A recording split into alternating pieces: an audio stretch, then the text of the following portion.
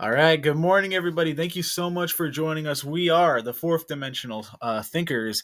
I'm Connor Kipp. I'm here with my co-host here today.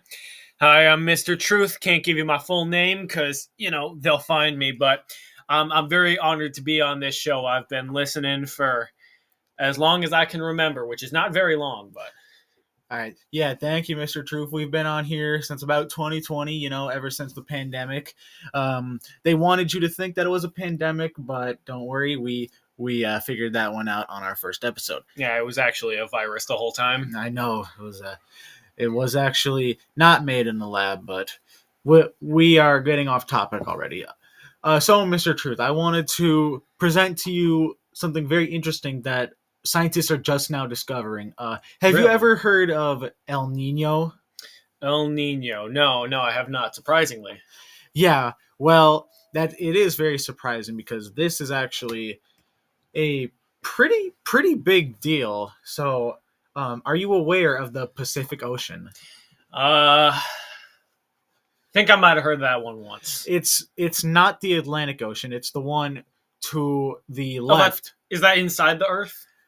No, it could be. It's to the left of the United States. And Okay. It's in between. It's where Hawaii is. If you've ever been to that place. Oh, I've heard of that place once. Yeah. Yeah. So apparently, in the Pacific Ocean, or in all oceans in general, there are things called trade winds. These are the winds that are caused by the sun. Which, if you didn't, I just found this out recently. Wind is actually caused by the sun. I always wondered where wind came from. I always thought it was just some big guy who just blew into a horn and it caused wind. But it turns out that the heat from the sun and the Earth's axis and rotation is actually what causes wind. And apparently most wind actually comes from the ocean. Can you believe that? I mean, personally, I cannot believe that. I mean, it sounds like a plausible theory, don't get me wrong, but given the fact that you probably learned that in a book, I would give some scrutiny to that. Not completely discounting your theory or anything, but, we got to consider all possibilities. Could have been a big guy. Yeah. Hopefully one day when they break down the Antarctic ice wall, maybe we'll find him, maybe we won't. But anyways, so the trade winds are pretty powerful over in the Pacific Ocean. And do you like to eat fish, like Friday fish fries? Yeah, I do. One time the CIA tried to poison mine, but I got him. Yeah, you got to be careful because, I heard like one in every 5 fish is poisoned. I can believe that, honestly. I mean, you ever seen a fish? No, I haven't. The only fish I ever seen are the ones that my cat drags home, of which I don't know their origin because, well, I'm not going to reveal where I live live on air, but I think you get what I'm saying. Yeah, of course. But anyways, apparently a lot of our fish come from the Pacific Ocean. Down in South America, they have big fishing industries, and the trade winds, usually they push the wind, and this can cause the ocean water to be cold. Because I found this out. Did you know fish can breathe? Now, what Yeah, are you talking about? fish. I don't know how, but fish can breathe. Hold on.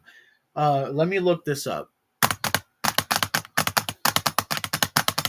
Okay, so I'm like thinking here, how can fish breathe if they don't have lungs? Yeah, that's impossible. I don't know who's trying to get you to believe that, but they probably have the opposite political views of me. Yeah. But it says here, according to the onion.com, that there is such a thing called What? Okay, this has to be some sort of conspiracy theory. This dissolved oxygen? Have you heard of this before? Dissolved oxygen. That is fanciful. That is fanciful. How can they dissolve oxygen if it's not things dissolve into oxygen? Yeah, it's not a tangible thing. I mean, most things can dissolve in water, but I've never seen. Is that what bubbles are? Well, no, bubbles is bubbles. Bubbles is That's bubbles. where you dip it in and you blow the things out and it makes the Okay. bubbles out there. We should put that on a shirt. Bubbles is bubbles. But Yeah. okay, according to this website, it says there's such a thing. Oh, pardon me. There's such a thing called dissolved oxygen in the water that causes fish to breathe, and the colder the water is, the more dissolved oxygen. That doesn't make sense because you'd think if it was hotter, it would dissolve faster. But I digress. And wouldn't the ocean freeze? If it was too cold, Yeah, that's an excellent point. But we can get to that. of course. But here's the thing: a normal year, the water is cold, but on this El Nino year, for some reason, the trade winds push away.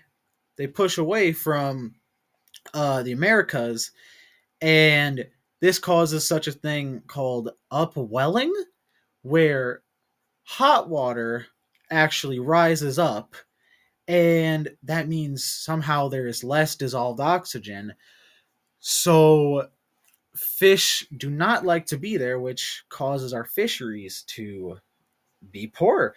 Can you explain this, Mr. Truth? Yeah, so I think I can get a pretty good idea of what's going on here. Okay. So, I mean, you got to look at the consequences. Less fish for us means more fish for who? If it's blowing away from the Americas, where are the fish getting blown into?